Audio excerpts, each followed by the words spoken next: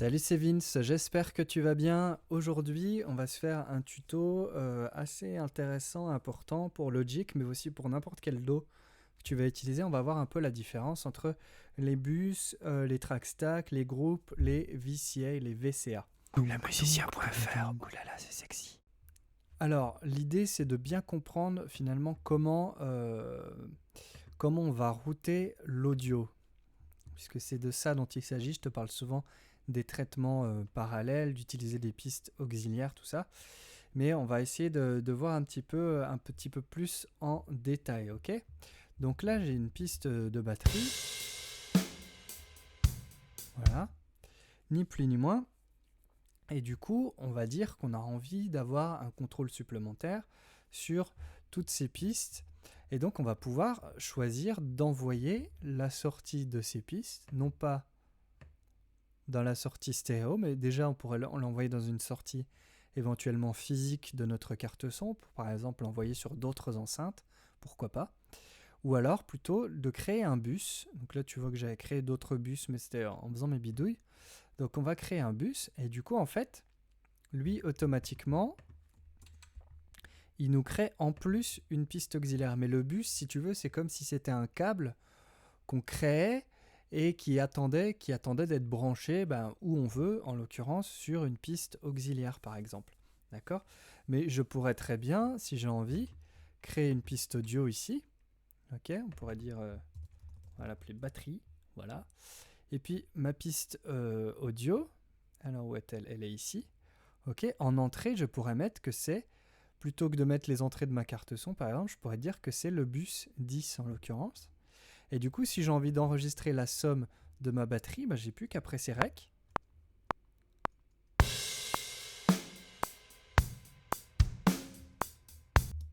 Voilà, on va mettre en solo, j'enregistre pas tout, hein.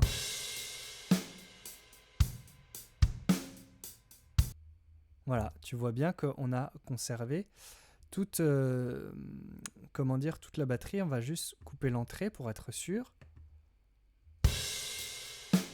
Voilà. Ok. Donc ça, c'est, on va dire, un premier usage qui peut être intéressant.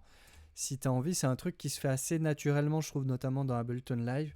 Dans Logic, voilà, faut un petit peu plus, bidouiller, on va dire. Mais bon, revenons à nos bus. Donc, on a notre source ici qui est envoyée ici donc sur une nouvelle piste, sur une nouvelle tranche de console. Du coup, c'est une tranche de console tout à fait opérationnelle comme toutes les autres, sur laquelle, et c'est ça l'intérêt, on va pouvoir mettre des effets, on va pouvoir modifier le pan, on va pouvoir faire des envois, etc. Donc ça, je t'apprends rien, d'accord? Mais on va dire que c'est la manière traditionnelle de créer des groupes. Et du coup, en fait, tout mon son ici, il sort sur une seule tranche. Ce qui fait que j'ai le contrôle sur toute ma batterie juste en bougeant mon fader. Voilà. Donc ça, c'est, on va dire, la première manière de faire. Ok, je vais supprimer cette piste. Le canon reçoit un signal. Voilà. Ok, bah oui, il me prévient quand même. On va revenir à notre truc d'origine. Voilà. Donc ça, c'est la première manière. Donc on utilise le bus qui est finalement, c'est juste finalement le câble entre guillemets virtuel, hein, qui va nous permettre ensuite de le brancher là où on veut. L'autre manière de faire dans Logic, que j'aime beaucoup, moi, c'est celle que j'utilise le plus au final de toutes ces méthodes, c'est de créer les track stacks. Alors, tu as deux choix. On va rester sur le track stack de sommation. Et en fait, ça fait exactement la même chose. Tu vois qu'il envoie tout dans le bus 1, toute ma batterie dans le bus 1. Et ici, la piste créée, c'est une piste dont l'entrée est le bus 1. Alors, je dis piste, mais c'est une tranche de console, hein. Donc c'est le bus 1. Et en fait, la seule vraie différence, c'est juste que tout est compacté ici dans un petit dossier comme ça. Voilà. Qui te permet juste de garder un peu plus de contrôle, voilà, notamment pour les grosses sessions et tout. Ça organise, on va dire, un peu plus le truc, voilà. Mais c'est exactement la même chose. Moi, c'est ce que j'utilise sans arrêt. Le raccourci, c'est Command-Shift-D. Et donc, voilà, de la même manière, tu vas pouvoir, si tu as envie, bah vas-y, on va mettre, hop, de la saturation. Ça, c'est le plugin à télécharger absolument. Il est gratuit, profites-en.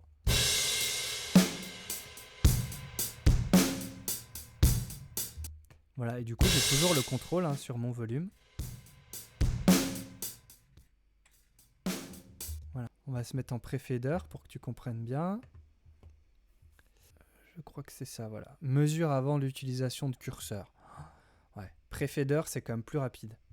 Voilà, et du coup, tu vois que mon signal est toujours là. Hein. Pré-fader, c'est juste, ça te permet d'avoir le signal avant le fader. Donc on le voit quand même.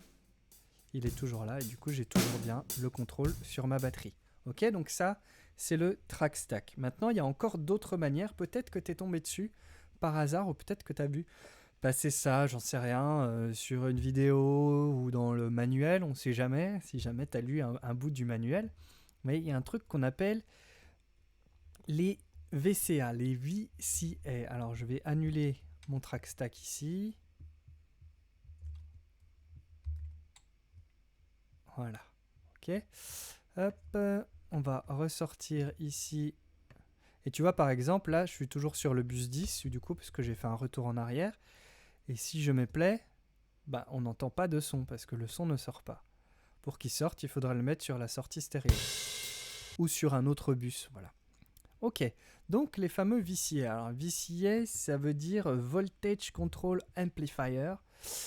C'est surtout un terme qui vient en fait des consoles de studio où en fait avec un seul fader, ça permettait de gérer le volume d'un nombre de pistes auxquelles on aura assigné. Voilà. Donc là, on va faire créer un VCA. On voit ici qu'il y a écrit VCA. Et du coup là, hop, j'ai un fader qui contrôle le volume de toute ma batterie. Donc c'est comme un genre de groupe, comme un genre de bus, mais sauf que tu peux rien mettre dessus si ce n'est créer le volume, gérer le volume. Et si je baisse, tu vois que visuellement, mes faders baissent. Et si je me mets en pré-fader, ben on voit que toujours ma batterie est là, mais en fait, il contrôle le volume qui est ressorti. En fait, il faut imaginer que là, les faders bougent. Dans Logic, ils ne bougent pas, mais normalement, en théorie, les faders bougeraient en gardant, si tu veux, l'écart. Tu vois ici que on a un fader qui est à moins 5 dB, ben, il garderait l'écart par rapport à celui-là, enfin moins 3, pardon. Il garderait l'écart, ok? Du coup, voilà, ça te permet comme ça de contrôler le volume. C'est vraiment un truc plus pour le mixage, puisque là, ça va juste te permettre avec un seul fader de gérer le volume de ta piste, ok? Et ce qui est intéressant, ça va être la différence avec les groupes, c'est que tu gardes le contrôle quand même sur toutes tes pistes.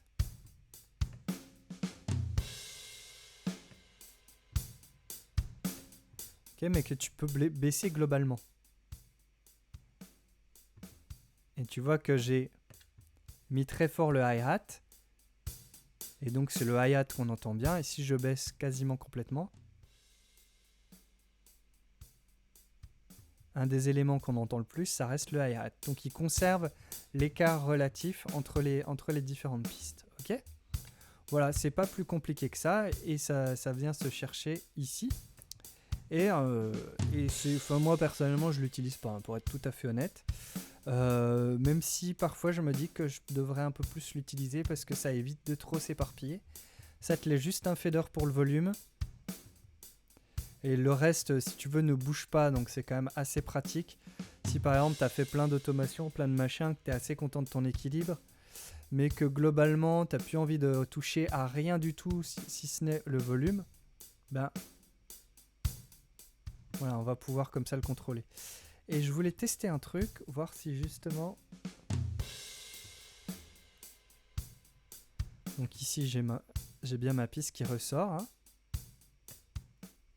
Mais j'ai toujours mon VCA qui contrôle. Donc c'est-à-dire que peu importe la manière dont je vais router l'audio de cette piste, je garde un contrôle sur le volume de cette piste. D'accord ? Ok. On va retourner à nos affaires. Et donc là, on va arriver au dernier truc. Juste avant tu as dans les track stacks, alors on va revenir ici, Command Shift D, tu as aussi la pile de dossiers. En fait, c'est la même chose qu'un VCA. Tu vois qu'il l'a tout compacté d'ailleurs. Mais en gros, il crée un peu à la même manière que le track stack Sum, qui crée en fait un envoi dans un bus. Là, en fait, c'est pas un bus. Tu vois qu'on ressort toujours sur le stereo out, qui est ici. Mais par contre, il a créé un VCA qu'il appelle inférieur 1. Bon, le nom est dégueulasse. Normalement, tu peux le renommer. Voilà. VCA m'amène. Ok, bon, il a pas renommé le... Je sais pas si c'est un bug graphique. Il le renomme... Ah, voilà. Ok. Et bref, et ça agit comme un VCA, c'est-à-dire que ça ne contrôle que le volume. Et ce, si tu veux, indépendamment. Si par exemple, j'ai envie de router cette piste-là quelque part. Cette piste-là, je veux la router ailleurs. Voilà, tu vois, là, je fais n'importe quoi. Mais du coup, j'ai toujours ma snare ici qui ressort. Là, je sais pas ce que j'ai envoyé. Oui, c'est la crash. Voilà. Donc, tu vois que ça n'a pas d'incidence, si tu veux, sur le routing du signal. Ça a de l'incidence sur, en fait, juste le volume des pistes qui sont dans le VCA. Voilà. OK ? Donc, le VCA, le track stack dossier, voilà, la pile dossier, c'est exactement la même chose. C'est juste question de volume, de contrôler le fader. D'accord ? Allez, on va passer au dernier truc. Le dernier truc, ce sont les groupes. Alors, les groupes, c'est un petit peu plus particulier, en fait. Tu vois ici qu'il y a écrit groupe. Tu vas pouvoir sélectionner tes pistes et puis créer un groupe. On va mettre groupé 1. Voilà. Et tu vois qu'ici, elles sont toutes dans ce groupe. Et en fait, ce qui est intéressant, c'est que du coup, ces pistes deviennent liées. C'est-à-dire qu'à partir du moment où je vais bouger le fader de l'une, eh ben, je vais bouger le fader de l'autre. Alors, il faut imaginer, par exemple, quand tu fais un VCA, que le volume va descendre comme ça. D'accord ? Sauf qu'il ne le fait pas dans le VCA. Alors, peut-être que c'est pour distinguer groupe de VCA, je ne sais pas. Mais peu importe. Et du coup, tu vas pouvoir, comme ça, contrôler le volume des pistes qui sont dans le groupe. Mais si j'ai pas envie, par exemple, que mon kick et mon snare soient dans le groupe, je les groupe pas. Et du coup, hop, ça, je peux baisser leur volume, elles redeviennent indépendantes. Par contre, si par exemple, je veux baisser le volume de mon hi-hat, il va baisser le volume des autres pistes. Okay ? Voilà, on va regrouper l'ensemble. Tac. Donc, ce petit groupe-là, tu vois ici qu'il y a un petit onglet qui apparaît groupe. Tu vas pouvoir ici aller dans les réglages et en gros décider de ce qui est lié en fait, de ce qui est commun à tous les groupes. Et du coup, par exemple, on va lier les panoramiques, on peut lier les départs aussi. Et on va dire, par exemple, je crée un départ pour tous. Voilà. OK. Mais si j'augmente juste sur une piste, en fait, il augmente sur toutes les autres pistes. D'accord ? De la même manière, j'ai bougé le panoramique. Le panoramique va bouger ensemble pour toutes les pistes. Voilà. Et si je mets une piste en solo, toutes les pistes viennent en solo parce que j'ai assigné ça. Si je déconnecte le solo, la fonction de solo ne marche plus, n'est plus commune à ce groupe-là. Voilà, ça va te permettre comme ça de modifier un petit peu. Voilà, si tu veux par exemple changer la couleur, Alt-C, hop. Voilà, la couleur est tout de suite changée pour toutes les pistes du groupe. Ça, c'est assez pratique pour s'y retrouver dans ta table de mixage si jamais. Voilà. Hop. Et donc, ce qui est intéressant, c'est que voilà, chaque piste, chaque tranche de console qui est dans le groupe est liée aux autres. Voilà. Et si jamais tu veux faire une modification rapidement, par exemple, tu trouves que finalement, relativement aux autres pistes, le volume du groupe n'est pas changé, enfin n'est pas assez fort, pardon, tu peux faire Command J. Alors, Command J ou Shift J. Non ? Alors, je sais plus, faut que je mette pause. Ok, c'est pas J, c'est G. G comme groupe. Captain Obvious, quoi. Du coup, on va dire qu'on veut monter le volume du hi-hat. Donc, je fais Shift G. Tu vois que le groupe est juste désactivé, en fait.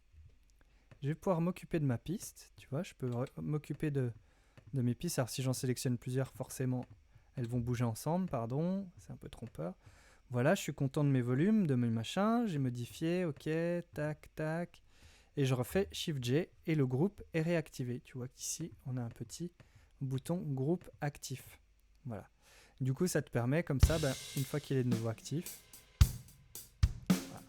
Et comme j'ai le panoramique, si je rebouge mon panoramique, tu vois qu'il va bouger relativement tous les autres. Voilà. Donc voilà un petit peu pour tes groupes, bus, VCA, tout ça. Ça va vraiment t'aider, je pense, pour ton routing. Une chose à prendre en compte, c'est que ici, quand tu fais un groupe, ça ne modifie pas la sortie du groupe. D'accord ? Donc ça, c'est quand même un truc à comprendre. Et du coup, tu es encore libre d'envoyer ton bus, une piste dans un bus, une autre piste dans un autre bus. Voilà. Mais du coup, tu as quand même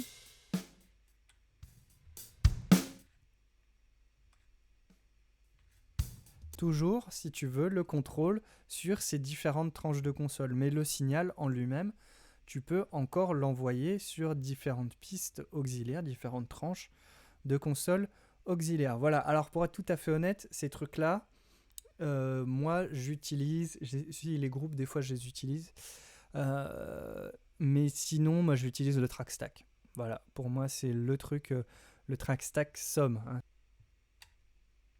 Voilà. Celui qui te crée un bus et une tranche de console qui te permet de mettre des effets d'insert, etc., de mettre ton EQ. Voilà, pour moi, c'est ma manière à moi d'utiliser ces fonctionnalités-là. Alors ça, c'est des fonctionnalités qui sont propres à Logic, mais en fait qui sont propres à la plupart des logiciels de son. Il faut juste que tu trouves les appellations. Peut-être que les track stacks, ça va pas s'appeler pareil. C'est juste, tu vois, le fait ça te facilite un tout petit peu plus la vie et l'organisation, mais c'est juste créer un bus, par exemple, ou un VCA. Voilà, c'est un petit astuce en plus pour les utilisateurs de Logic, mais pour le reste, c'est à toi de voir comment tu veux utiliser ça. L'important, c'est de bien comprendre le signal flow, donc le flux du signal audio, que ce soit des instruments, des pistes audio ou des instruments MIDI, hein, c'est vraiment le son, quoi.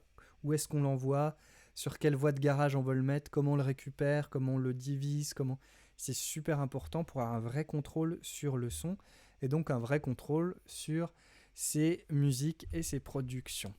Voilà, j'espère que cette vidéo t'aura été utile, t'aura un petit peu plus éclairé sur toutes ces questions. N'hésite pas à m'en faire part dans les commentaires. Et puis je te rappelle qu'il te reste seulement 24 heures si jamais tu veux profiter de la promo de rentrée. Donc tu as, je crois, plus de 80% offert sur toutes les formations en production musicale. C'est dans le premier lien dans la description. Tu verras si ça t'intéresse.